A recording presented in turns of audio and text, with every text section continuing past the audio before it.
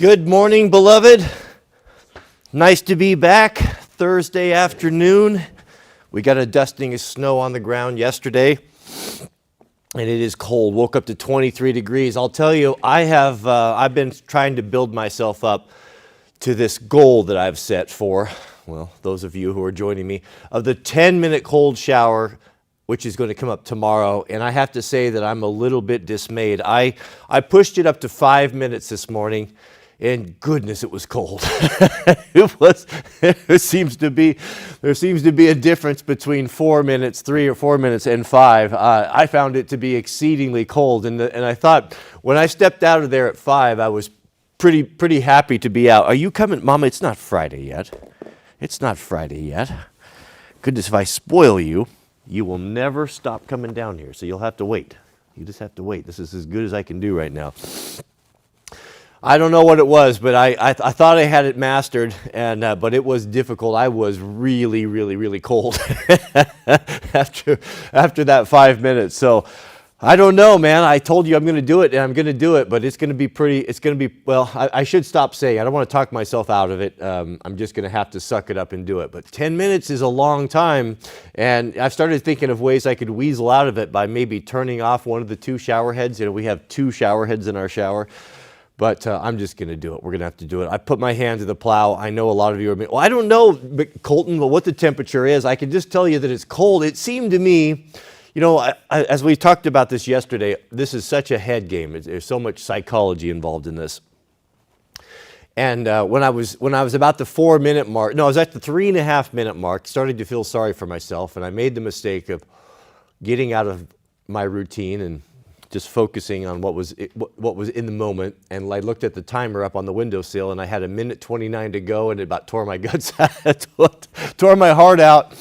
And I thought I shouldn't be looking at that thing. Just get in the moment, and when it rings, it rings. But goodness, it was tough. And when I was feeling sorry for myself at that moment, I was thinking, yeah, it was 23 degrees outside, so I was telling myself then the water just must be colder today. but that's impossible, because water comes out of the ground at the same constant temperature, right? Same temperature. That's why the heat pumps work. All right, let's get started. Let's, well, you know what time it is. Time to light the lantern. We've had a couple scares the last couple days that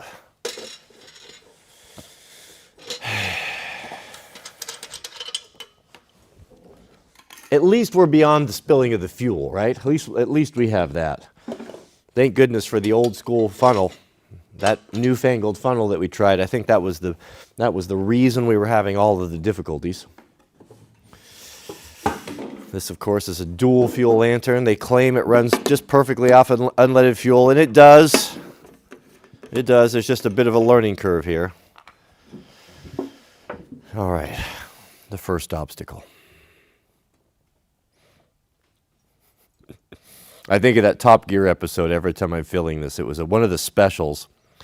And Jeremy I think he's low on power steering, transmission fluid. It was either transmission fluid or power steering fluid.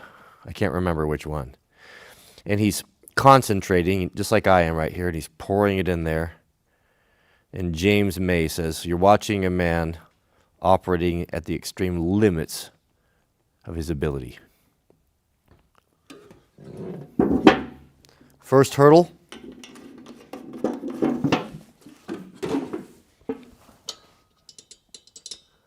We have got past the spilling. We have definitely grown out of that, so that is good.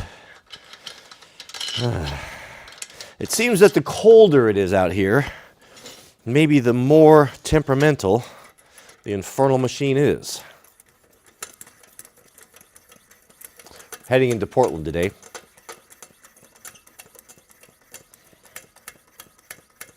People ask me why.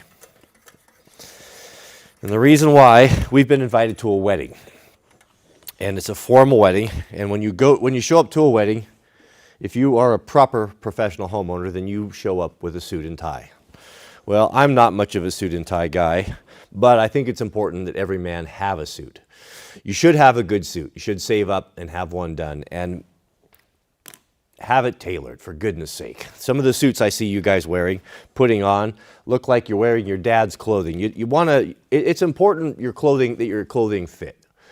It says a lot about you. It says that you care. It helps your confidence. You know, they say clothing makes the man, and that's not entirely true, but it's also, it's not nothing either. If you find yourself in a stressful situation, job interview. We had a young man yesterday that was asking for advice, that was applying for an apprenticeship. It's very important to kind of get that, to take that problem away. You have enough to worry about thinking about what you're going to say and how you're going to conduct yourself and trying to make a good impression. If you're not comfortable with what you're wearing and it's ill-fitting and you're self-conscious about that, then it's hard to focus on the task at hand. I read about a fascinating study. Now, we're going to talk, this was a study on women. Women are completely different creatures, regardless of what they tell you. Men and women are very different. Not one better than the other. We're just very different. And in a godly setting, when we come together, we complement each other, and we can actually do better, have a better life and do more with a good woman by your side. But this study was fascinating. They took women that were going to go in and interview for a job. This was a study. And what they did before they went in and interviewed, they put a visible scar, a prosthetic scar on their face. And the women were involved in this. They knew this was going to be the study. And they wanted they wanted to gauge what the difference was, what the woman's perspective, how it was different as she went in there with a scar on her face versus not a scar. You know, how would that affect the way you felt your performance was, et cetera, right? Well, what they didn't tell the women was that right before they were to step in for this interview, they walked up there and said, we're going to touch this up. And they didn't touch it up. They actually removed it. And they sent the woman in to the interview thinking she had a blemish or a scar on her face when in fact she did not. Do you know what happened when she came out? When they came out, they felt that they had been treated unfairly. They had been treated, they had been disrespected, they had been judged differently or more harshly. They had built up in their mind that the interview was a complete disaster, even though it wasn't. Just because they thought that they were going in there with that scar on their face, they were so self-conscious about it that it completely ruined the whole experience. And not only that, but they thought that they had been mistreated or treated unfairly. Very, very interesting, isn't it? Now, that is female. Female natures are a little bit different, and they're more about their personal appearance. If you doubt that, then look at the industries. Hair, makeup, plastic surgery, fashion. Are we going to make that argument?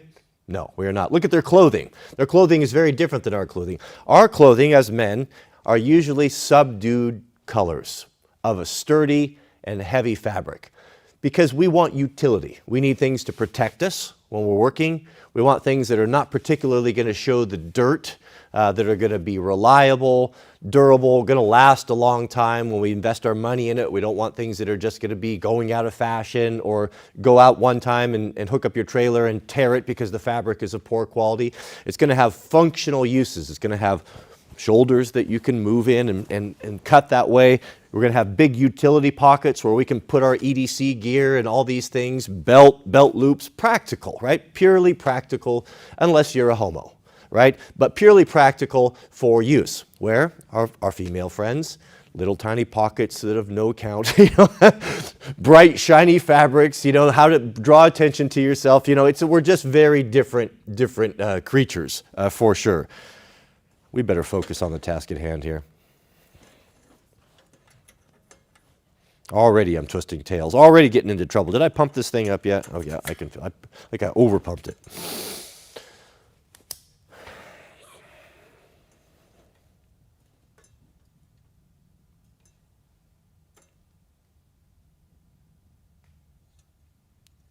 Come on now.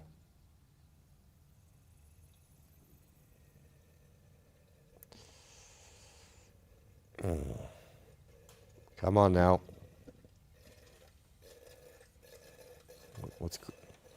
That was uneventful.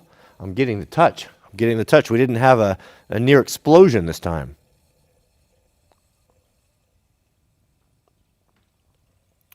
So as I said, we're going into Portland. People always ask me, why are we going to Portland? Well, there's some things that you need. You can't get everything online, right? So I made the mistake. I told you guys the other day, we're talking about suits. I realized that we were invited to Jack's, it was kind of a homecoming thing. Now the homeschoolers, there's a lot of folks out there that don't understand homeschooling. And you can tell, the moment you ever tell anyone about homeschooling, it could be family members, it's you get the same answer every single time. Oh, you homeschool? You see them thinking, you see the disapproval, and then the first question out of their mouth is, well, aren't you worried that they won't get socialized? They won't get socialized. No, we're not worried about that. We understand that that's important. So the kids, the homeschooling kids in our group are all involved with the sports. You know, the kid in our state anyway, the kids have access to the sports teams at the high school. So Jack does wrestling and plays soccer and track and cross country. You know, he does all those things. And then we, as a group, we have a pretty good organization. This is kind of the epicenter of the homeschooling movement. It's very, very popular here. And the homeschool mothers get together and we put on a proper homecoming and different things at the end of the year for the kids, socials, so that they can meet with the girls and dance, and it's a great time. So the first one for Jack was last year. That was his, he's a junior this year, so it was a sophomore last year. And it's formal, so you have to wear a suit. So this one was, all the parents were invited as well, and it was formal. And I did not have a suit. Didn't have anything. I didn't even have khakis. I had nothing. I had jeans, right? So I thought, well, I know every man needs a suit, so I went and I had a suit made. Had a bespoke suit made. I always wanted to do that, and so it was a very fun experience. Went there, and you get to pick out the fabric, and you get to pick out the liner and the buttons, and it was kind of a cool experience. So unfortunately, I had this suit made coming off of COVID when I was about 220 pounds. So I went to, I've lost about 40 pounds or so. I knew that, I'm like, what's the chance of that suit still fitting me? Well, I put it on the other night, and it was, I'll bet, I'm wearing a 32 pant now, and I think it's a 36. It's like two sizes too big. So Mrs. W and I are going in to the tailor, and he's gonna cut it down and retailor it to me so it actually fits, so that we can go to this wedding we've been invited to. So that's our plan. So that's why I was putting up the fun videos on how we slide in Portland. Okay, are we good here? You gonna give us any trouble? All right, let's put things away. Got some firewood brought in. The fire is going to be burning a little bit lower today because it's not as dry. It's been outside. It's got a little bit more moisture content in it, about 20% moisture, give or take. And so you can see it's not going to be quite as efficient as it was before. All right, shall we get started? Oh, also, one last thing before we get started. So today we'll be ending the stream a little bit early. I gotta bounce out of here a little bit early because we have an appointment down there. So we're gonna have to run about an hour, maybe just a little bit more. We'll see how it goes. So I do apologize for that, but we'll have to run it a little bit short. All right, let's jump in here. Let's get started. We have Morris Junction. A new member? 2 members? I don't know what that is. Brian M. We have a super chat from Brian M. Shout out to you, Brian. And Brian's been with us for a year. A $20 super chat. Thank you for your generosity. Brian says, happy little Friday from sunny California. You used to have a large Coleman 1A funnel from your grandfather that you kept in a tall, thin can. Whatever happened to that? Man, I'll tell you, man, I have no idea. I cannot figure it out for the life of me. And you're right. I still have the can. It's actually right back there. There's a false wall I built right here where I keep all of my oils and lubes. And I still have that. And when we moved over here, I was actually going to pull that out. It was like a year ago. I pulled it out, and it wasn't in there. And I don't know why it's not in there. So I think it's still around here somewhere, and I don't know why it didn't get put back in there, but a lot of things happened when we moved. The house sold quickly, and we had so much stuff and all the shops and everything full of stuff that we basically just piled everything into trailers and just started hauling stuff over, and it's still in the Connex. Now, we're going to get rid of those connexes this spring because the new shop is built, and we're going to start going through all that stuff. There's stuff I haven't seen for almost 2 years that I don't even know what I have in there because it's all been just boxed up, and we've had no place to put it. So the snow, there's too much snow on the ground right now to deal with it, so that's our plan. As soon as the ground gets a little bit harder and that snow melts, we're going to start pulling that stuff out of there, and we're going to be getting rid of stuff. We're going to have the mother of all garage sales, I'll tell you that. we are certainly going to have that. Mrs. W and I were talking this morning about the new house that we're hoping to build, Lord willing, and about the importance of having an environment that is calming and free of clutter. The clutter and the excess stuff is a curse. It's absolutely a curse. I thought that happiness came from having a bunch of toys and stuff, but it does not. True happiness and peace and contentment comes from having a peaceful home and a peaceful, just a simple, your life as simple as possible. People are commenting. I've done some short videos. Sometimes I shoot short videos in my closet, and people comment, "Oh, that you have all that space and you have very few things." Yeah, that's the way that I like it, because that sets the tone for your entire day. I used to throw all my clothes on the ground by the bed. Mrs. W used to get exasperated with me. She got to the point where finally she just started putting hooks, like just lining the closet with hooks, so at least I would just hang stuff up. Hanging stuff, I don't do that anymore. When I take something off now, I'm very deliberate about it. I'm trying to live more in the moment. When I take a hoodie off, I don't throw it on the ground. I don't hang it on a hook. I stop what I'm doing. I undress in the closet, and I fold it and I put it where it goes. When the laundry comes in, Mrs. W washes the laundry, but I put my own laundry and stuff away because, well, I have a particular way of doing things, right? And I'm pretty anal about that. So she likes to just put stuff in drawers, but I don't do that. I like everything organized and neat. And just when you go in and you get your day started, you have your cold shower, you do your Wim Hof breathing method, you do your exercises, and you're just feeling great. It's a real joy to pull a nice, clean, folded pair of jeans or sweater off of the closet, out of the closet or off the shelf. Everything's pressed, everything's neat and nice, and it's not stuff on the floor. It's really, really delightful. And having a simple wardrobe is very nice as well. You don't have to be thinking, oh, what am I going to wear this? You know, just have a few things that go together. You know what you're going to wear. It's just one less thing to think about. But as we're moving in, once, we start moving into the new house, both of us are of the same opinion. There's not going to be a lot of things that we bring into the house. We're going to make a lot of hard decisions. There's no reason just to have clutter and just stuff sitting all over the place. Whenever you want to do something, if you have a lot of shops are that way, and I've had my shops that way before too. I understand it, and it sets the tone.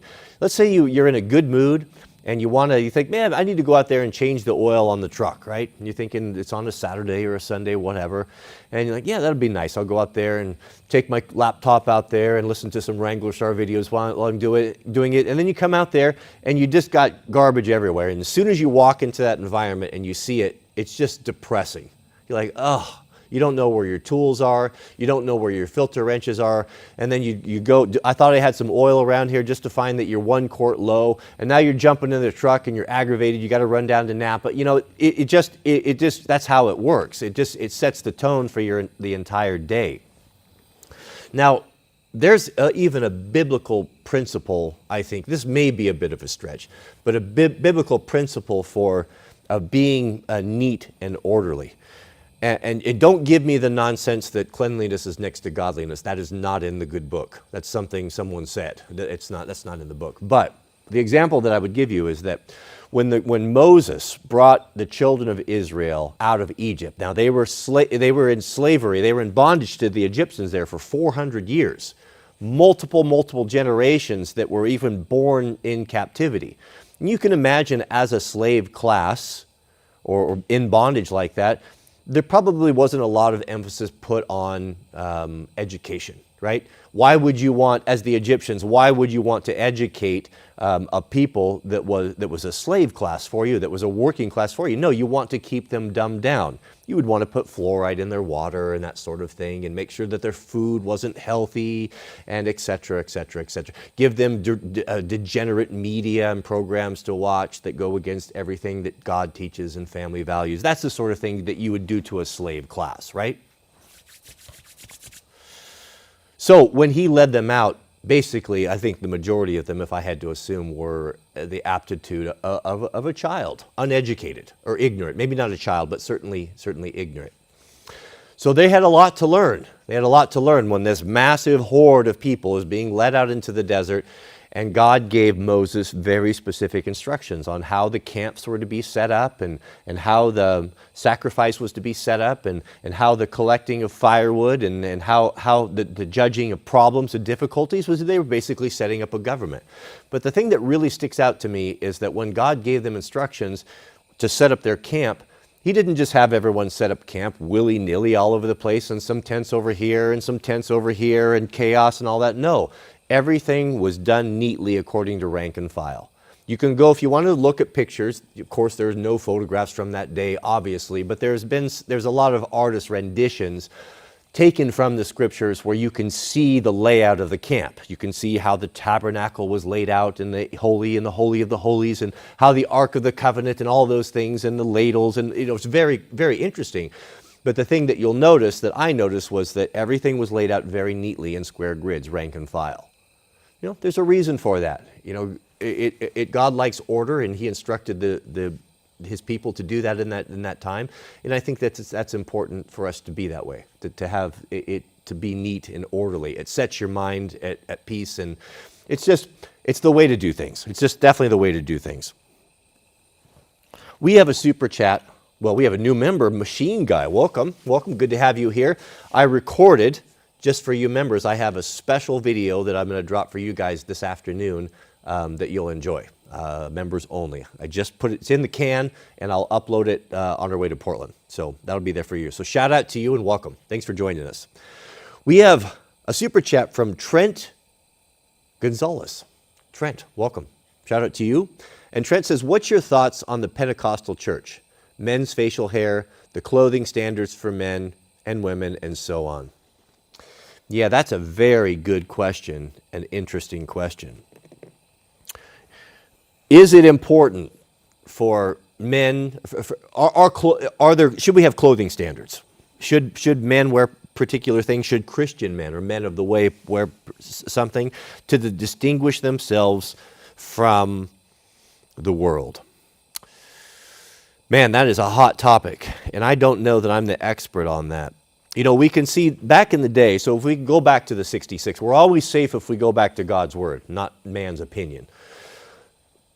There were dress codes and standards for the Hebrews back in the day of Christ, in that there was a particular garment that was set aside that the priest class, the tribe of Benjamin would have wore, that would distinguish them from the rest of the people for various reasons. But also the Hebrews themselves wore a garment with maybe you've seen some of our Jewish friends these days will wear a blue tassel on the hem of their garment. Now, this was instructed, this was, I believe, in the law of Moses, and this was to distinguish the people from the surroundings. I'm just, kind of thinking, working this out here as I'm thinking about it. Does that apply today? Also, there were regulations for cutting of hair. There were particular vows. What was the name of the vow that Samson had took? And I believe Jesus as well, where they were not to cut their hair.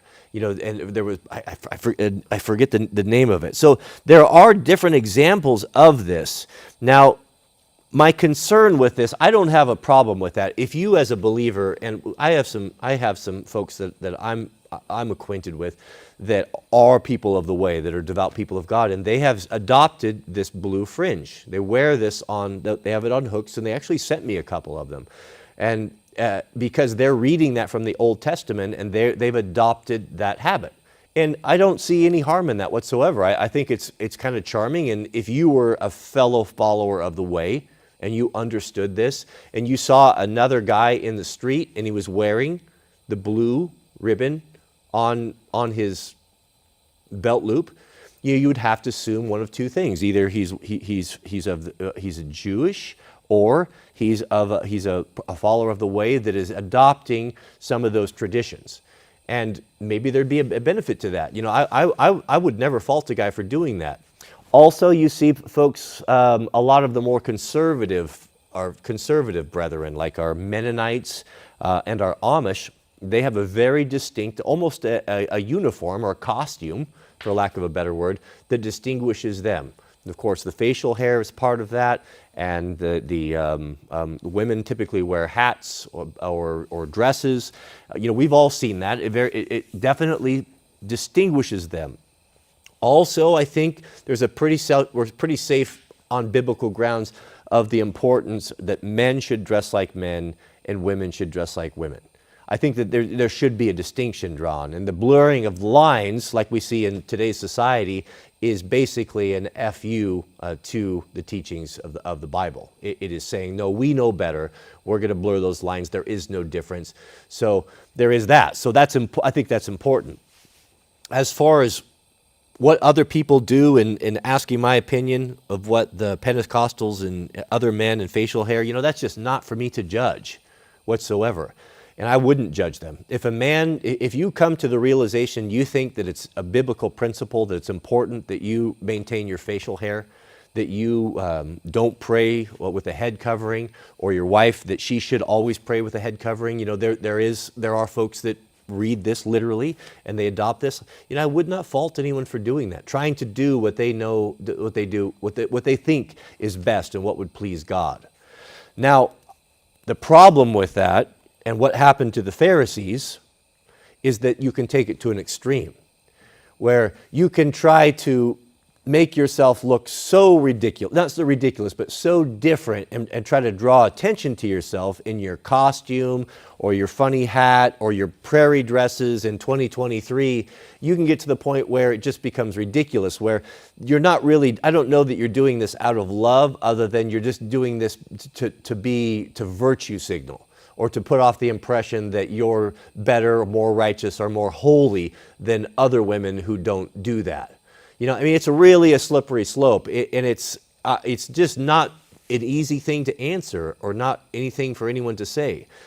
I'll just tell you where I stand on it personally, again, what's happening right now after post-COVID, and I think a lot of you will agree, is that God is opening up a lot of things, is bringing a lot of new insights and information and understandings that we have not maybe had in the past. Things that were maybe not so important in the past are starting to take on a new meaning.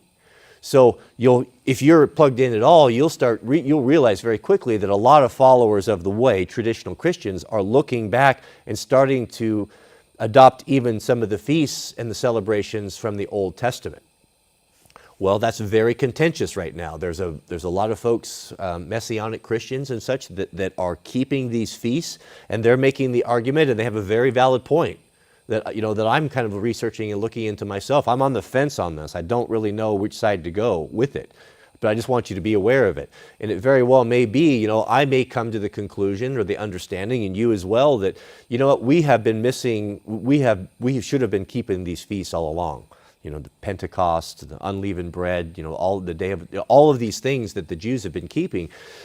On the other side, there are a lot of folks, or Christians or followers of the way, that say, no, what you're trying to do is you're trying to put new wine into old wineskins. Christ came and said that I fulfilled all of these things. And they have a valid point as well, because these things, all of these blood sacrifices and the animal sacrifices and stuff, all of that, what was pointing to the coming of the Christ. It was God providing a way for people to be relieved of their burden of sin that lived in a time before the Messiah, before Christ. God made a provision for them. But those were all basically types of Christ, or anti-types of Christ, that pointed to him. So the argument is made is that now that he has come and fulfilled this, and fulfilled the law, they're saying we're no longer bound by these festivals and feasts and such. And there's that argument as well, right? But then let's look at the early church. What happened? What did Paul and Peter and John and all of the apostles, what did they do after Christ had been crucified and was 3 days in the tomb and was resurrected again? we have a very long written record of the early church and how it conducted itself through the book of Acts and all the letters to the churches and everything that Paul wrote there. And we see there that they still maintained those traditions, and they still went and participated in those feasts, and still made their pilgrimages back to Jerusalem. Is that an example for us? I don't know. Is it an example for us, or is it just what they did because that's where the people were that they were going to teach? That's where they would have large audiences where they could learn about the Messiah that they didn't realize that had come. So I don't know about these things for sure, but I want to make sure what I told you guys when we first started this live stream, these dogmas that we've had, these traditions that we've held to, that we've been grown up with, that has been handed down by grandparents and great-grandparents, that we've just done because we've always done them, or believed them because we've always believed them. We need to take a look at those things and not just be lazy. And what the analogy that I think that we need to take, or the position, is we need to sit on the fence right now. Now that the time is changing and God is separating his people, that he's calling his people out of the world, he's going to give new revelations. He's going to give new insights. But if we're so closed off because of old ways and old traditions, then we will miss what could be a potentially a critical thing, or a change, or revision of our understanding, or revision of our doctrines. So I wouldn't rule anything out.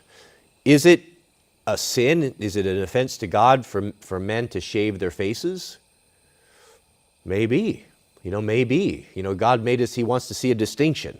And the shaving of the face, people make the argument that is making you less masculine, that is, or the appearance of that is making you look closer to a woman who does not naturally have a beard. Clothing. There's a lot to this. This is a very slippery slope, and something that's very confusing, and something that Christendom is very, very at loggerheads on, a lot of people. So the way I'm looking at this is I'm definitely starting to default more to the conservative side. I could see the importance and the argument of keeping the feasts, of keeping those days. And I don't know that there would be a downside to it, to be honest with you. If you were not making that your Messiah, and putting that ahead of the sacrifice that was made by the Christ, then I'm just speaking off the top of my head here, but I just don't see any harm of it. And if to have something that reminds you, that's biblical, that reminds you of what God has done for his people and for people throughout eternity, and what is going to do, was there any harm in that? I don't know. I don't think so. I pray about this, and I'll be praying more about this and trying to get clarity on this. So there's a lot of people that have already convinced, that are further along on this that I am. But I need to be convinced. I can't just do it because someone else is doing it. But it wouldn't surprise me if we need to start getting back to some of those traditions a little bit more. Regarding dress, though, me personally, and Mrs. W., we think it very important to have a strong distinction between men and women. You will not see Mrs. W. out in pants. Now, there's a lot of people on the internet that have speculated and are fond of saying that I will not allow my wife to go out dressed in pants or looking like a man. That's not the case. If you were to ask Mrs. W. why you'll only see her in dresses and skirts and feminine clothing, is because she will answer this way. I do it because it pleases my husband, because he likes the way that I look. He likes when I look feminine and beautiful. It pleases him. He enjoys it. And I want to please my husband. I want to do what he likes. Now, does that mean that she's never going to wear pants? No, of course not. When she's doing things, fitness things, running, or we're going to go on a hike or something, or working out in the garden, sometimes it's appropriate for her to wear jeans, and she'll do that. But she won't do it out in public, and she'll never do it with me. So that's something that is just our personal thing that we've chosen to do. And I haven't asked her to do it, but I've always told her that wasn't the way when we first got married, but I've always told her, I always comment, I'm like, you look so pretty in that dress. You look so pretty in that skirt. And I make sure that she has the opportunity to get those things.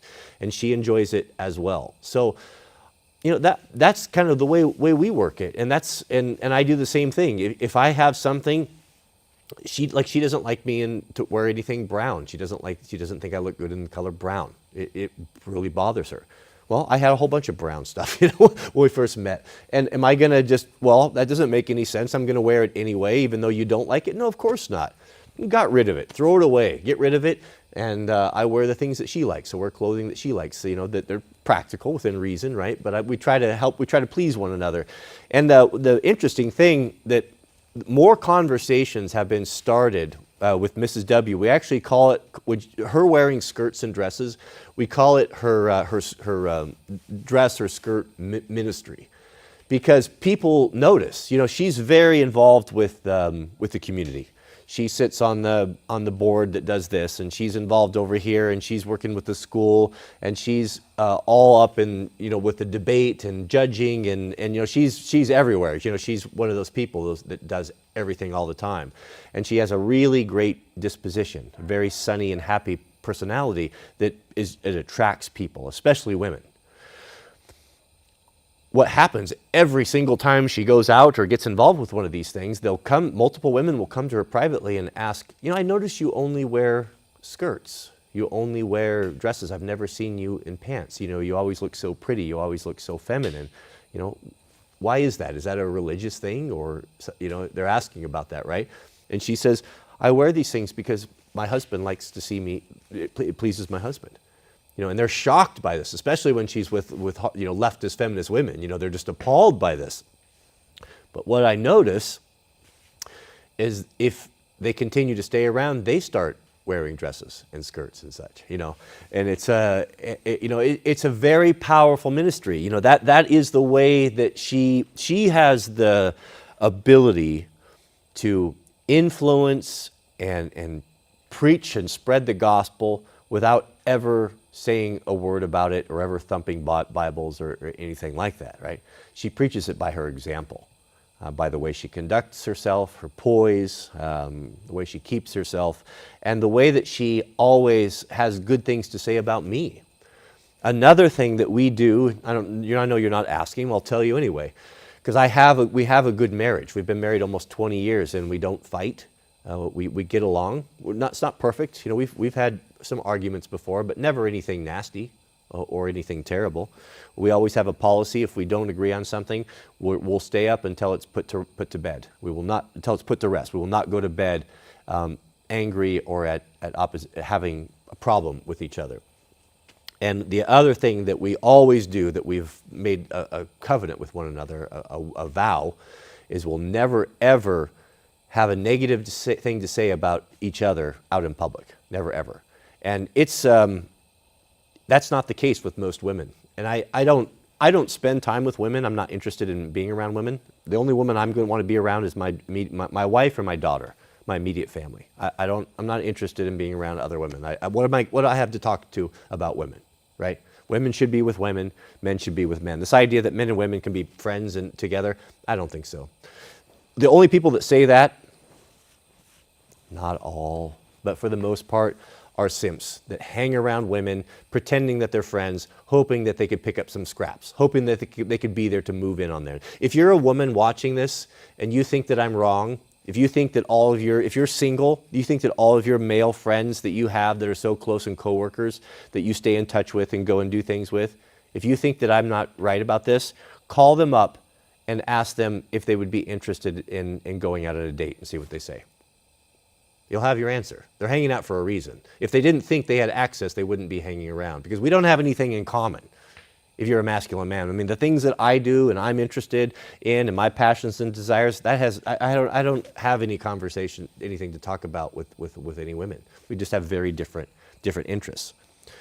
But it's important not to run one another down. She comes back after meeting with different groups or friend groups and stuff that she has, and she's just appalled that the whole evening was spent of these women sitting around bitching about how terrible their husbands were. or how inadequate their husbands were. Now, this is typically the non-Christian group. She has, lots of friend groups that she's met with for years and years. And she's just appalled by this. This is very, very destructive and something that should never be done outside the marriage. And I do the same thing. If you ask me anything about my wife, it would be, the only thing that would come out of my mouth would be praise and things that would glorify and honor her. And she does the same way. And that's the way it should be. That's a long answer for that clothing. I guess to sum it up, I don't know. I don't know what's going on with the Pentecost, but I do think that there should be a separation between the masculine and the feminine. Whatever that God leads you to do that. But you could do worse as a woman than going out looking feminine and pretty in skirts and dresses. It's not. It's what most men would prefer, to be honest with you. We have a super chat from Kent Martin. Kitty, how old is she? Mama, how old are you? Come here. Are you just getting all settled in? She's just getting settled in, and now I'm going to disturb her. Mama, the best we can tell is probably about 18. When Jack was just a baby, someone abandoned her at our house we used to have, and she came up hungry and skinny and covered in fleas. The people that treat animals like that, there will be a special place in hell for them. We have an obligation to these animals. God will judge us how we take care of and treat our animals. I just can't imagine doing something like that. But she showed up starving, came up to the house. I took her into the shop. I had a house, and the shop was 100 feet away or so, and I worked in the shop. Mrs. W. was raising Jack at home. Brought her into the shop, got her some food, and put her a little box right by my computer where I worked, and she became the barn cat. Well, it wasn't long, a few weeks later, she disappeared, and I heard something. I had a mezzanine where I kept parts and different things upstairs. She'd had a litter of kittens, 3 kittens up there. She was pregnant. so we had 3. So now we had 4 cats, right? So we had her fixed and homed the kittens, and she's been with me ever since. This is her fourth shop that she's been in, and close as I could tell, she's probably about 18 or so. She's a good one. She's a brown tabby, and she's definitely not a tame lion. She likes the show, though. She jumps up here right before the camera turns on. I don't know how she knows, but she's a good one. I never liked cats. I always thought that a man that liked cats was a feminine man, but I was ignorant. I was foolish. That was foolish. Cats are great companions. When she's gone, I'll replace her. Definitely replace her. We have a super chat. Thank you for that. Good question, Kent. We have a super chat from A. Hartman, 89. Shout out to you. And A. Hartman says, it makes a lot of sense what you are doing with your current home and new home in the works. Any update on the commercial property down the road? No, we don't have any. Well, not yet. So what he's talking about, let me give you a big picture here. So when we moved into the valley, we bought this home. It was bigger than we wanted, but it was the only thing available. There isn't any real estate here. So you got to kind of move on what happened, and it just worked out that we got it. So we thought, okay, well, we'll live here, and then we bought a commercial piece of property up the road, not too far from here, and our plan was we were going to build a community center up there. What's a community center? What's this for? Well, what our plan is we'd like to have ability to host different things, and events and such. And so we needed a facility for that.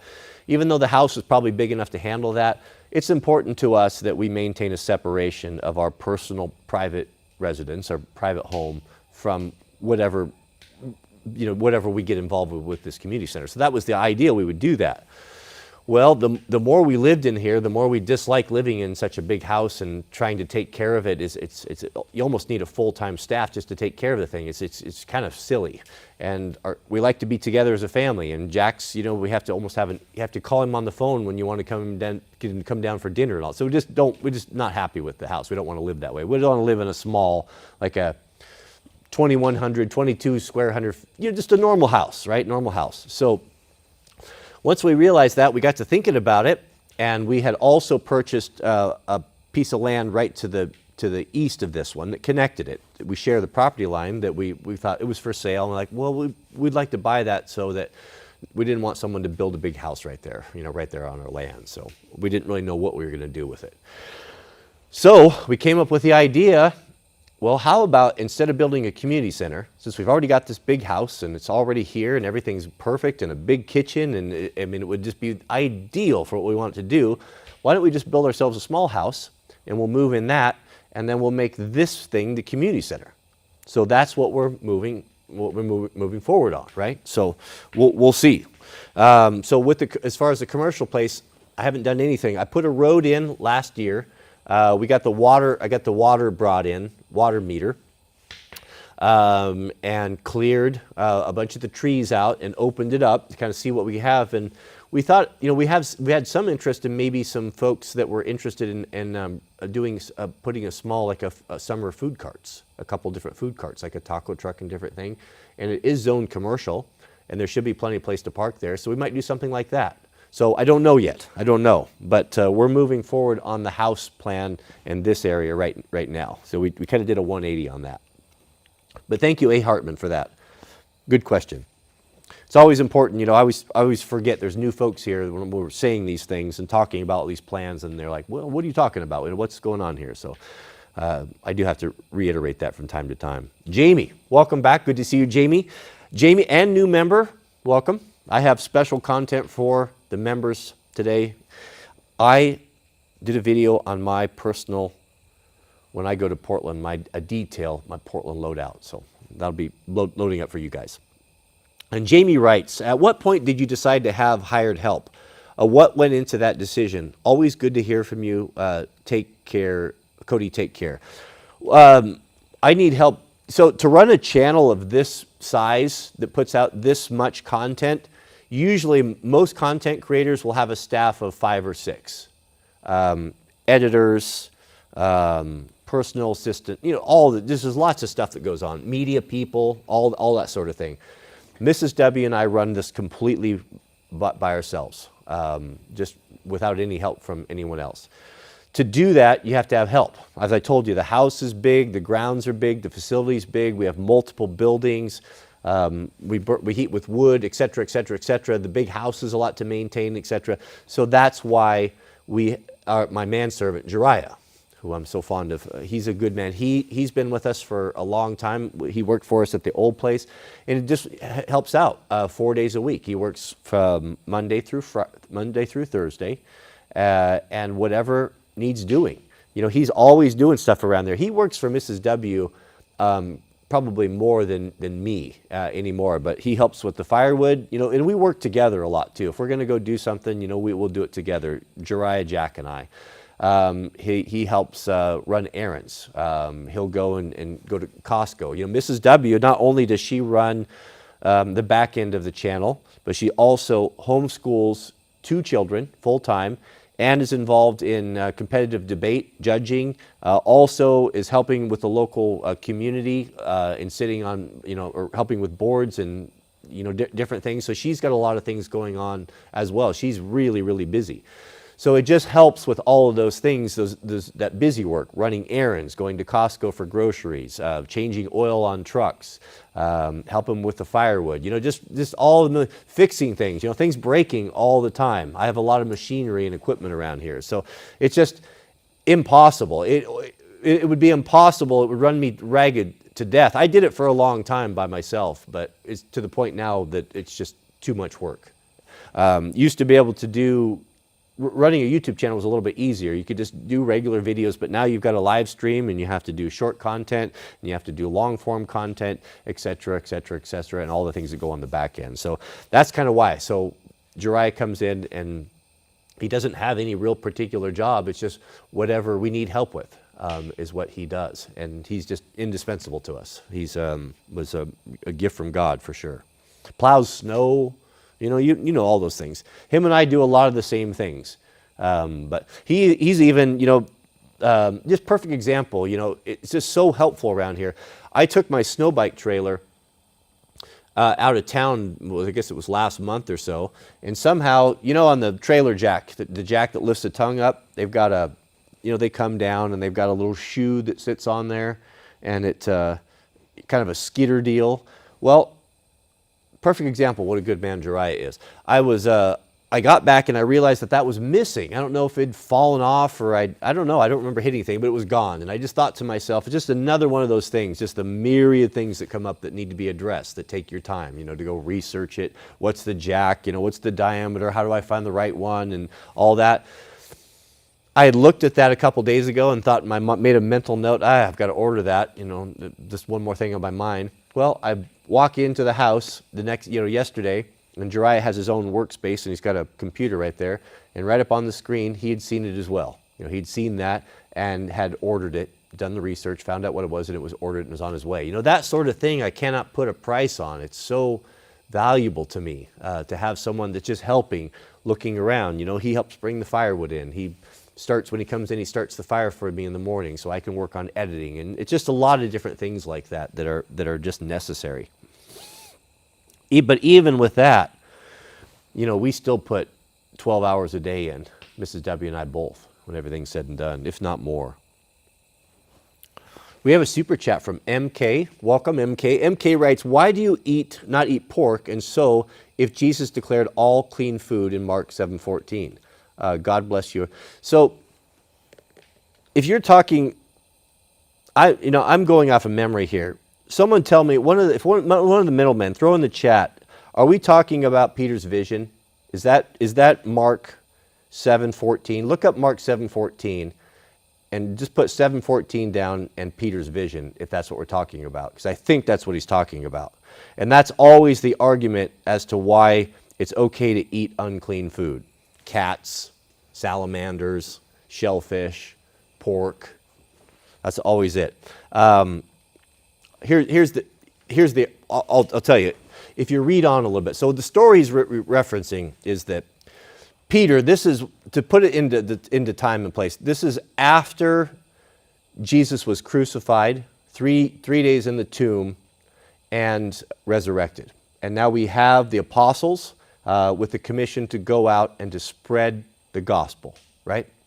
So at that time, they were only preaching to the Jews. The Jews were very racist in those days. They wouldn't even eat with or touch a Samaritan or a Roman. I mean, it was they kept themselves very separate.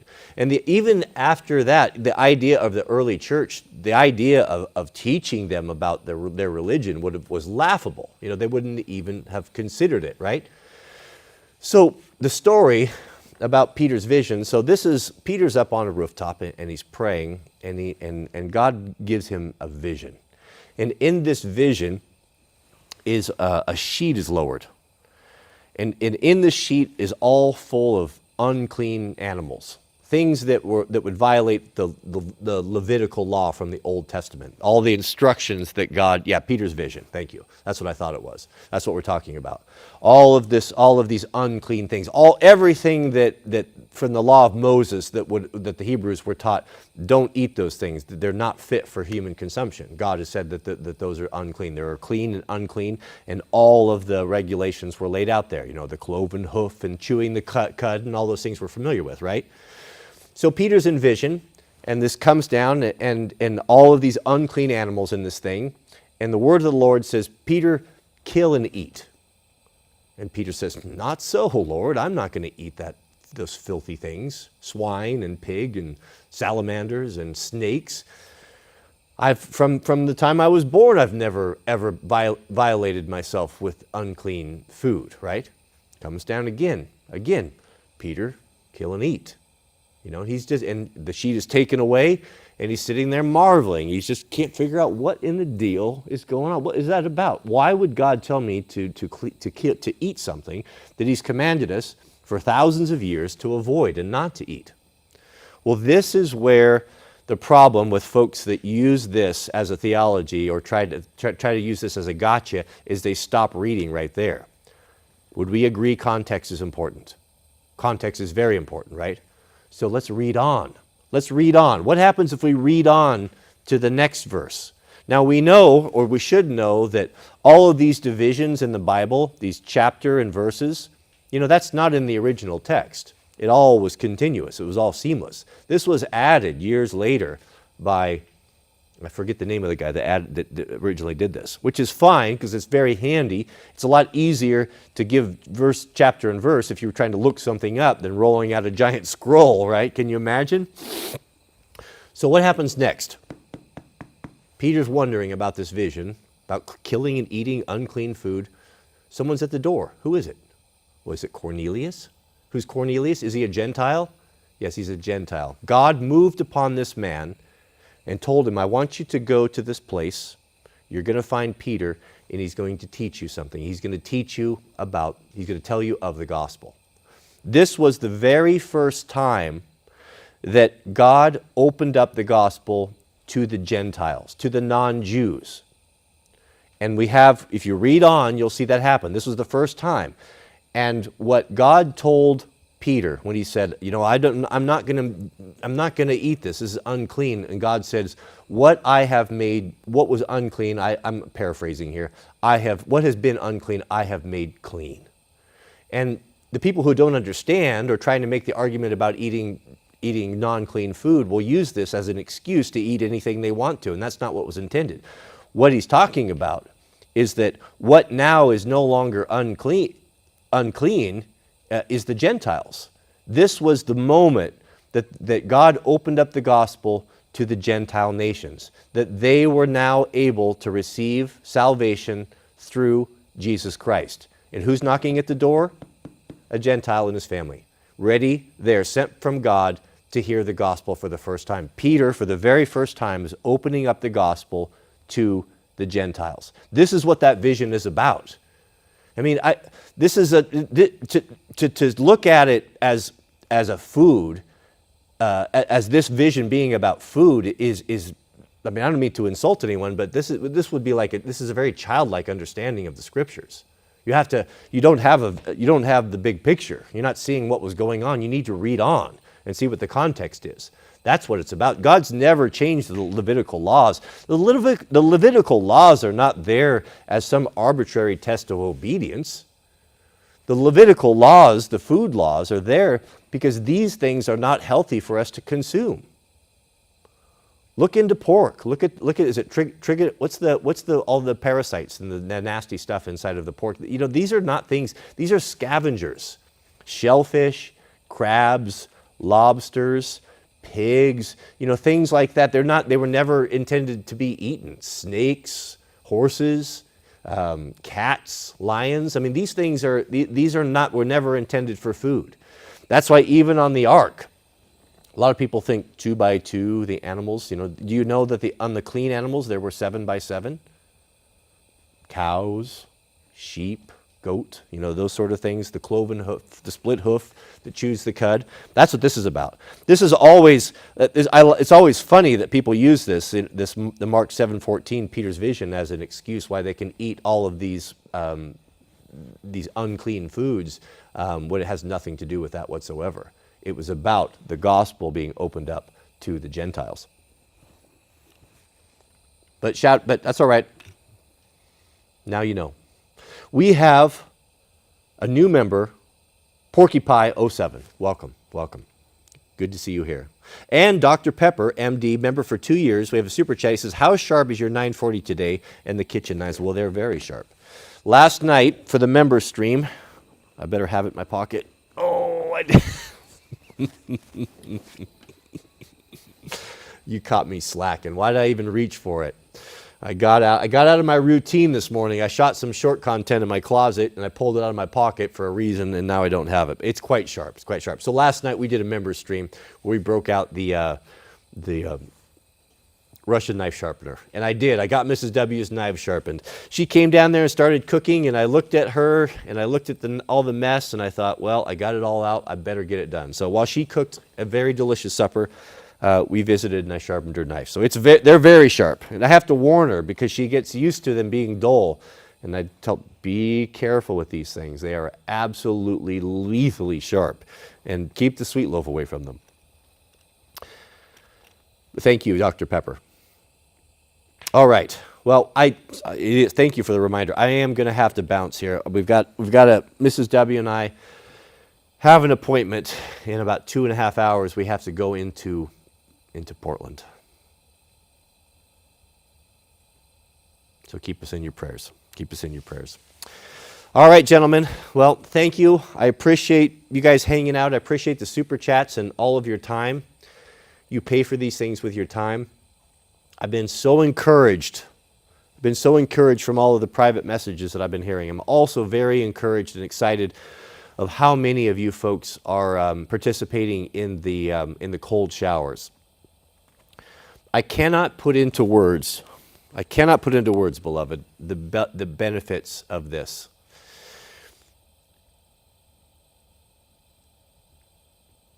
Just try it. Try it. If you don't know what I'm talking about, go onto YouTube and look up Wim Hof. Look up the Wim Hof breathing method. Start watching videos, start watching testimonials, and you'll see people's lives are changed. It's changed my life in so many ways, but one of the best is just, the incredible energy and how you can get the day started with just motivation, a positive attitude. You feel like you can take on anything, unlimited energy, a tremendous appetite. I've said my sense of smell is increased. Like, I enjoyed my breakfast as much as anyone, coming in the morning that Mrs. W would make me. But now, like, you come in and the food tastes better. The juice tastes better. The water tastes better. My outlook, I just coming out of that, I had a 5-minute cold shower this morning. Really good session of stretching and kind of getting my body moving, and doing the breath work, the meditating, just 10, 15 minutes of just being able to isolate yourself from all of the cares and worries of the world, be able to connect without all of everything trying to get your attention to your God, have a good conversation. Man, it just starts the day off so positively. I'm able to jump in and get a bunch of work done. I've got tons of energy and motivation to do the live stream. I'm just going. Mrs. W's the same way. She's like, man, I just feel like my old self again. COVID took a lot out of us. We just ate bad food, sat around, felt depressed, felt worried, anxious, full of fear, hopelessness, black-pilled, just like a lot of you guys. It was terrible. It's dreadful. And this just couldn't have come at a better time. It has changed my outlook. It's helped me reconnect with God. It makes me feel 20, 25 years younger. It can do a lot of these things for you guys as well, and it doesn't cost you anything. You don't have to buy anything. There's no one grifting here. There's no gym you need to go and deal with those horrible people. You can do it at home. You'll save money. You'll be heating less water, but I cannot encourage you enough to do it. There's a whole bunch of Proho doing it here right now with us. Throw 7s in the chat if you're with me. Look down there and see. Throw 7s in the chat if you are shoulder to shoulder with me in the Wim Hof breathing method and doing these cold showers, and that you've received benefits, because it's amazing. I mean, I'm such a advocate for this. I tell everyone, I'm always talking about it, that my inner circle, they're all doing it as well. My family's doing it. Some of my neighbors are doing it. I've got friends that are calling me, telling me that they're doing it, receiving benefits. I've been hearing benefits I heard just 2 days ago that one of our fellow Prohos gave up coffee, a lifelong addiction that he just absolutely loves, cold turkey. He decided to do his cold shower before the coffee. He's got so much energy, so much gumption and drive that he's admonishing me. He's like, bro, just try it. Just try it. It's amazing. It's absolutely amazing. Oh, goodness, we got some super chats. I didn't scroll down here far enough. We have time. I've got a few more minutes. Mrs. W always builds in a buffer with me. She always has to build in a buffer, because she'll say, we need to leave at 1:30. What that means is that we need to leave at 2, or sometimes 2:30. But she knows that I will, start packing at the last moment, and there'll always be some issue, or I forgot to fill up the truck with gas or something. So it's really important to her and to me as well that we're not late for things. That's a sign. You want to make sure that you don't late. When you're late for things, it bothers me to no end. If we throw I'll tell you what, if we throw a dinner party and we entertain a lot at our house, if we throw a dinner party and we say dinner's going to be served at 5 o'clock, the door will be open at 4. You know, if people want to come in, everyone doesn't have to show up at the exact same time. You know, leave a little bit of leeway there. But if we say dinner's at 5 and someone shows up late, half hour, 15 minutes, they will not be invited back again. That's very, very disrespectful. You go to the trouble of, and it's not a small thing to entertain for a dozen people. Especially if you're serving nice food. If you're buying nice steaks and drinks and desserts and things for the kids and full salads and all of that, which, we do and we're happy to do it. We enjoy doing that. It's so disrespectful to show up late for something like that. What it tells me and what it tells everyone is that my time is more important than your time. Therefore, I'm going to waltz in here anytime I want. I take a very dim view on that. And I would, if you do that to me or do that to us, you will not be invited back. It's terrible. Terrible, terrible. Very disrespectful. We have a super chat from Trent Gonzalez. Shout out to you, Trent. And Trent writes, would you do an axe review if I send you an axe my grandfather made? It's a very neat axe. He made a dozen of them, and I would love to send you one. I guess I need to know more about it before I'm willing to commit. I'm not going to say no. Trent, email me, Cody@Wranglerstar.com. Send me a picture. Give me a little bit of the backstory of it, and I will make a determination. But without seeing it and knowing the story on that, I'll sit on the fence on that. But I won't rule it out. If it's of interest, something that's unique with a good story, that's something we might be able to do. But send me an email and we'll see. I might be able to do that. MacBook Pro with M1 processor. I'm using the software that I use is Ecamm, which is designed to use with Mac, and it syncs up. It works really, really good with Mac. I used some of those other ones, Streamlabs and stuff, and they worked all right, but they were really complicated with a pretty steep learning curve. This just works if I do my part. So Ecamm, and then my web camera is a Canon EOS R5 with a 24-70 2.8 RF lens. And then what I run two cameras. I have a camera. I have on top of the webcam that you're looking at, I have a cinema camera with the same lens, a Canon C70 that records a high quality track of the live stream. Because what the live stream software is saving a copy of this here, but it's a very poor quality and the dynamic range is trash. It doesn't look good at all. It's really grainy. And if you try to blow it up at all, it just falls apart. So simultaneously, I'm recording a high quality 4K studio quality version on top of it. And if I clip it or pull shorts out of it, then I put those together in the timeline and I just clip out of the good one. So that's my setup. I have two lights. I have two Aperture 300D Mark IIs with China balls, one right here in front of me, right on top of the camera, and then one right over here at about 6 feet high. And that's basically it. My phone, I have the middlemen feed me the super chats. And that's super, super helpful. Luke and company came up with that, and that works really good. And then I have a MacBook Pro right here that runs, that has the chat streaming through it. I can see what's going on. But that's it. I'm not saying that that's a good system. It's just the system that I have. But good question. I always like, I like that stuff. I'm into photography. I've always been in photography, and I used to shoot weddings, still images, and I like the equipment and all of the gear. I kind of geek out on that. So if you want me to answer questions, I usually put those up there. I usually answer them because I never get to talk about that stuff. I enjoy it a lot. We have a super chat from Mike. What do you think of the American population? Is diminishing. It is diminishing. Yeah, it won't be long before.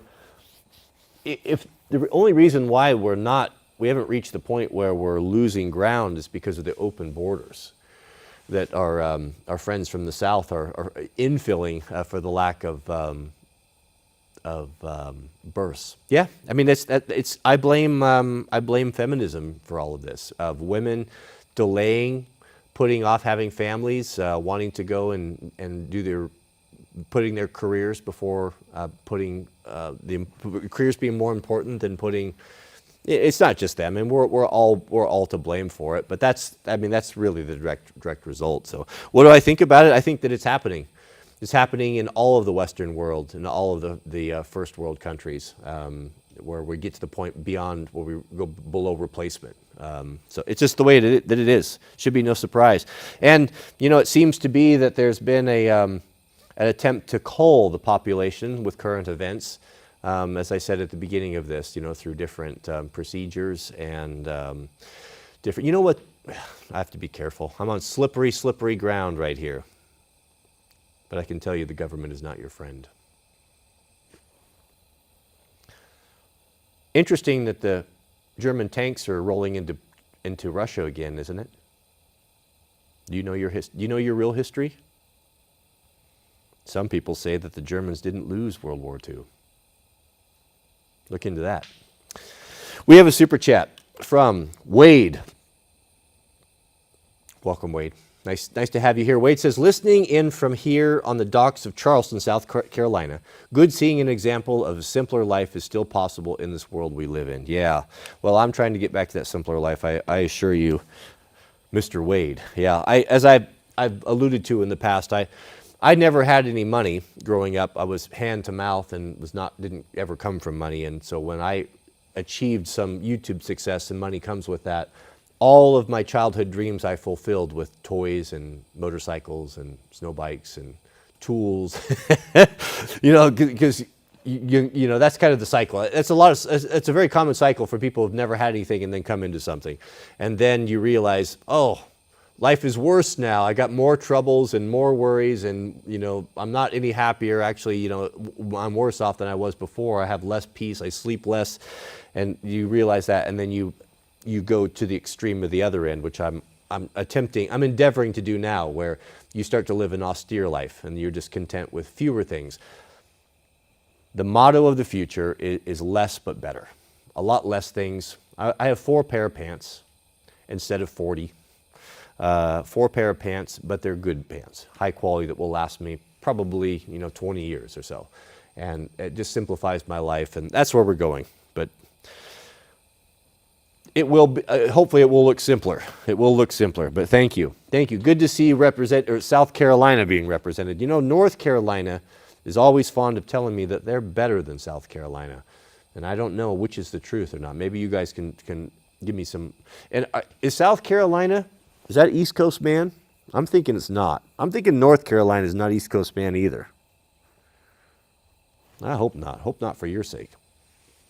We have a super chat from John from Alaska. Shout out to you, John. Thank you for your generosity. John writes, Peter's vision in Acts 11, Mark 7:18. And he saith unto them, Are ye so without understanding also? Do ye not perceive that whatever things from within entereth a mouth, in it cannot defile it? Well, yeah. Are we talking about food sacrificed to idols? Again, context is important, right? Food sacrificed to idols. There was a big problem back in the day. There were idol temples from Roman influence, a lot of them in Jerusalem right there. And the people that would follow these false gods and Baals and such would bring sacrifices of food and offerings to these temples, right? Well, it was a shame for those things to go to waste, right? They had been offered, and why would we just let them rot? So there was an enterprise, there was quite a business from the priests and priestesses of these temples, where this food could be either given away or resold for profit, or the upkeep of the temples, right? Well, this became a contentious point in the early church. Some people said, it's wrong for us to be eating this food that's sacrificed to idols. And some people say, no, it's nothing, because they're not true God. They're not the true God, and it is meaningless. It doesn't make any difference. And it became a big problem. And the early church had to address this. So this is what we're talking about. We're not talking about this. So you're going to say that it's okay. So God says that I'm the same yesterday, today, and forever, and I changeth not. I don't understand why you would think that you can take one text like this out of context and build an entire theology on top of it, completely changing all of the whole record we have in the 66 books. It's a one-legged stool. It's a wobbly one-legged stool, and it has no foundation whatsoever. I mean, it's silly. I don't understand why you dig your heels in on these things and why this is such a contentious point to you. Why that you need to make this a huge issue off of this one text that is completely, you're taking out of context. Are you just, I don't understand it. I don't get it. Of course, it's unhealthy to eat pork. Just look at it from a secular point of view. Oh, but we've always done it. I like bacon. I don't care. It doesn't make any difference. You're going to try to convince me? I'm not a fool. I know the Bible. I've read it. I'm a man of the book. You're not going to try to come here and bring some out-of-context theology to me and try to convince me one way or another. I know it from front to back. I know the 66. I know the Levitical laws, the food laws that were given for a reason. God created these things. He created matter. He created the animals. He created our diet. He created us. He knows that we have need of. So it's just foolishness. This is the understanding. I mean, I don't mean to disrespect you, but this is the understanding of a child, to build an entire theology on these texts that are taking out of context. I don't understand it. Why this is such a contentious point. It is just the hard-headedness and the stubbornness of the Christian people of the West in God's church is just, it's staggering to me. Mrs. W has told me, I've always had this idea that someday that I'd married a pastor. Someday you were going to be, and I said, you got to be kidding me. To have to deal again and again and again with these trivial matters that are so clear, if you open up your mind, if you look at it as a whole, you take the 66 as a whole, you understand the context, stop looking at the Bible as if from the perspective of a child, and you'll see it so clearly. And then you just want to come here and just continue the same old thing over and over and over again. And for what? For what? Good grief. It's maddening to me. Can you imagine what Moses had to deal with when he led these grumbling, stubborn people out of Egypt and had to deal with them for 40 years in the desert of their whining and complaining and grumbling and wanting to go back, etc., etc., etc., when right there the miracles of God are taking place daily. Their very food falls out of the sky. They don't even have to reap or sow. And still they're grumbling and complaining when everything, all of the truth and everything is so clear in front of them. Give me strength. Go ahead. Go eat all the pork you want. Go eat salamanders. Go eat horse. Go eat cat. Go eat whatever you want. I don't care. I don't care. God's people keep the Levitical law.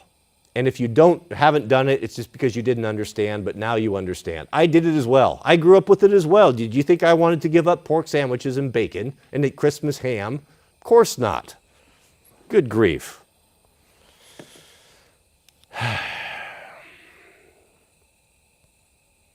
It's a righteous indignation, brothers.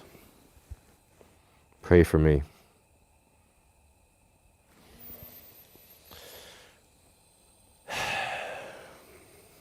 We have a new member, probably an ex-member, and a new member,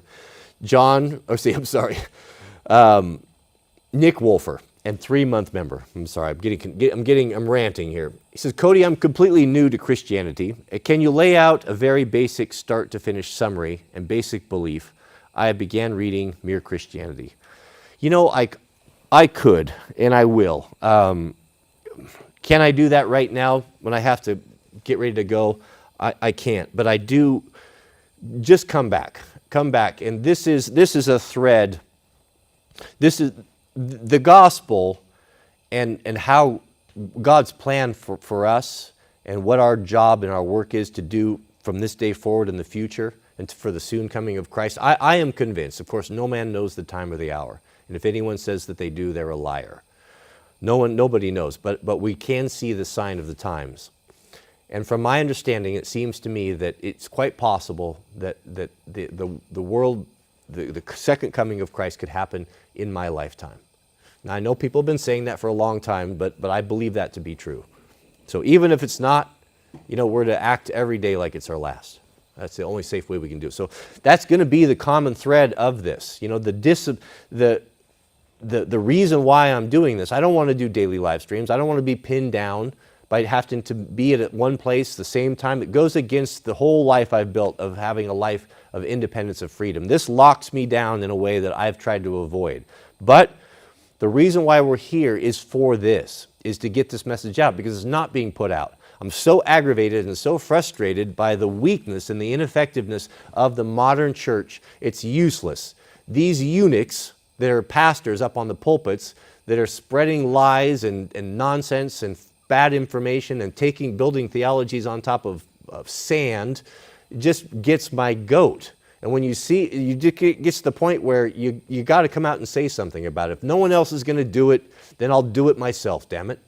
So that's why we're here. And I don't want to be here, and I don't enjoy doing this half the time.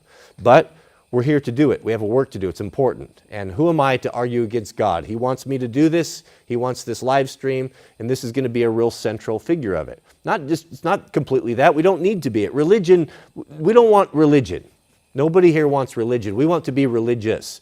But we want to walk with God. And you can't separate God and your values from your life if you're walking with Christ, if you're walking in the way. I don't care if you're working on your car. You're doing it with godly principles. Whatever your hand finds to do it with all your might. The golden rule is woven into your work, into everything. You can't disassociate them. And people say, well, we don't like this religion. We don't like this. We want to see axes, right? I'm not going to do that. I'm not going to do this over here and try to hide it and then do something over here. I can't separate them. God is in me, and He's in everything that I do. Everything my hand finds to do, I try to do it the best I can to bring honor to Him. So this stream is going to be that. It's going to be the Christian walk, the Christian life. Maybe we'll be talking about axes, but we'll talk about whatever we want to, but we can't separate the two.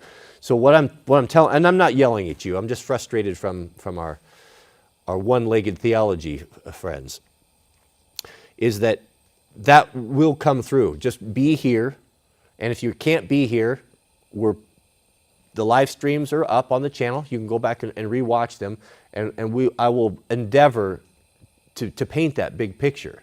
But it's hard to do. It's hard to lay out 6,000, 7,000, 8,000 years of history at the end of a live stream. But I will. Just stick around. Pick it up. Mere Christianity, the reading of Mere Christianity is an excellent start. And C.S. Lewis is going to be able to lay it out in a very intelligent way, and it's respectful to a thinking man in a way that like nothing else I've ever read. And once you finish Mere Christianity, go right into the Screwtape Letters. And I would also recommend you read The Pilgrim's Progress by Bunyan. Bunyan was the greatest influence of C.S. Lewis. And next to the Bible, The Pilgrim's Progress is considered one of the greatest works of literature, probably number 2 to the Bible of all time, written by an uneducated man while he was in prison, persecuted for the faith. How interesting how many books have been written by men while they've been in prison. John wrote the book of Revelation on the Isle of Patmos, serving a 12-year sentence in prison. Fascinating. But welcome, Nick. Just be here, hang out with us. We're all learning together. I don't know everything. We're learning together. God's bringing revelation all the time. We may be doing 180s. We may be doing completely changing direction as new information comes to us. Paul said at these times, these end times, he alluded to it. He goes, now we're trying to figure out all of these mysteries of God. And he likened it to, we see through a glass dimly. Imagine looking through a spotting scope and it's got chapstick rubbed all over it, right?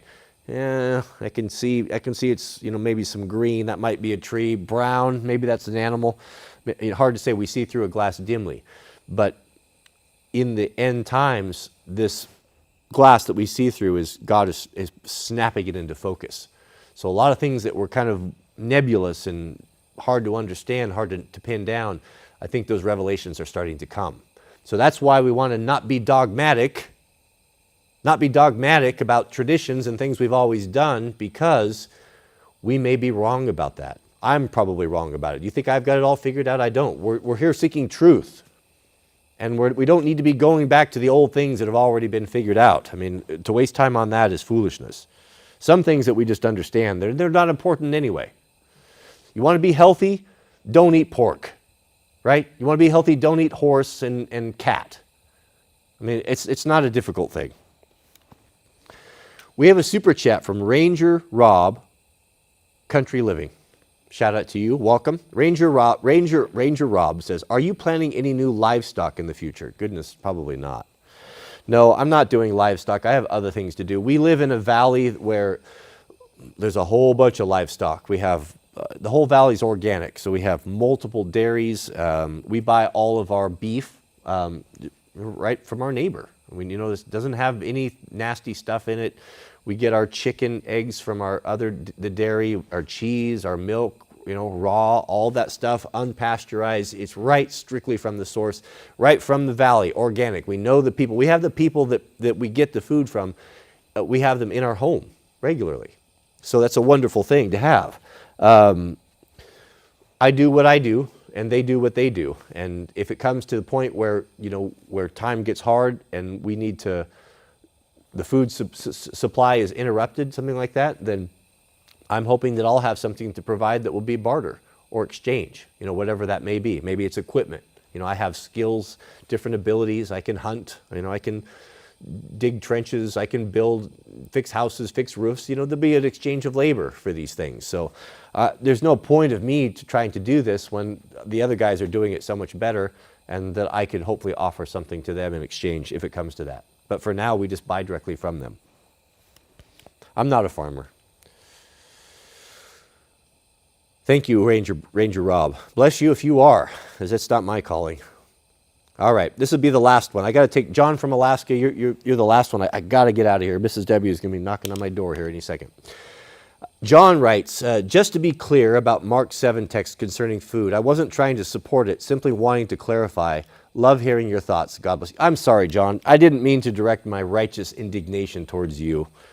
I apologize for that. Please accept my apology. I'm just venting frustration from the years and years and years of dealing with this, with suffering fools, so to speak, about this topic. So, yeah, look into it. The context is important. I can go into the Bible and I can pull verses out of context to justify anything you wanted me to justify. If I were a ruler of my own religion, right? And let's say I was selling indulgences, like our Catholic friends are so fond of doing.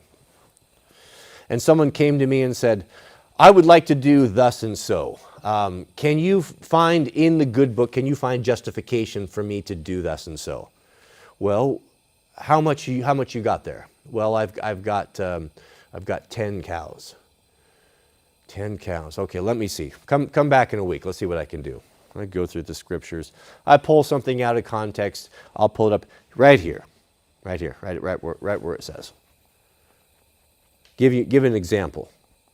It's okay to have your best friend murdered because King David did it.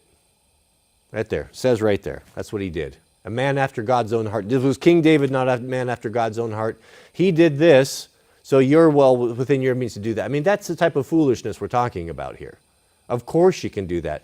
If you don't know the 66, if you can't roam to and fro through the whole books and understand, God tells us when you study the scriptures, it's line upon line, precept upon precept. You build a strong theology and understanding by supporting it with multiple scriptures. I talked about the one-legged stool. These guys are trying to build a scripture on a one-legged stool, saying that this vision that Peter had that was showing him that it was now time to bring the gospel to the Gentiles, now this means we can eat salamanders, is a one-legged stool. Just built on that one thing taken out of context with any understanding of what was going on in the time and the problems between the Gentiles and the racisms and all these things without any understanding of that whatsoever. I mean, it's childlike, as I've said. The only sound way you can build your understanding, your philosophy, your theology is by adding legs to that stool. Add another one. Add one here. Pretty soon you got 3 or a 4-legged stool. Now that's something you can sit on. That's something you can build on. You have multiple examples from all through God's Word that fortify what it is that you believe or trying to teach. That's what God is talking about in His book. Line upon line, precept upon precept. That's how it's done. That's how it's done. We're not children here. We're grown men we're intelligent men here. We want to know the truth. We don't want to have a child's understanding and just stop at that. That's laziness. I can't tolerate it. I can't tolerate it. All right. Thank you, beloved. Thank you for hanging out. Thank you for your questions. I'm not going to apologize for ranting. There's nothing wrong with having righteous indignation. Jesus, when he went into the temple, 2 times, fire flashed in his eyes, and he was consumed with fury of what sacrilege and how his Father's temple had been desecrated by greed and gambling and filthiness and lucre and money changing and all the, who knows what was going on there. Deceiving people. Cheating people that had traveled for pilgrimages for profit. He saw all these things, and he saw and how the priesthood had turned a blind eye to this, and he was furious about it. He had a righteous indignation. If you think that a Christian needs to be gentle Jesus, meek and mild, and never stand up for truth or never stand for anything or oppose anything, well, then you don't know what you're talking about. We're done with all of that. We're done apologizing. We're done being on the back foot. We're done sitting and letting our beliefs and our faiths and our families be trampled upon. We're done with it. We've had a belly full of it.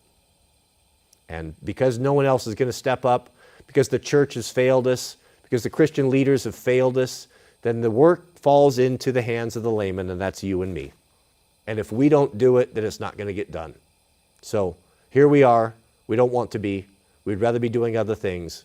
But when God calls you to do something, then that's what you've got to do. You know? I'm always fond of telling people when they say, we don't want this anymore, we want axes. Oh, well, you know, whether I should listen to you or God, judgest thou thee. Pray for me, beloved.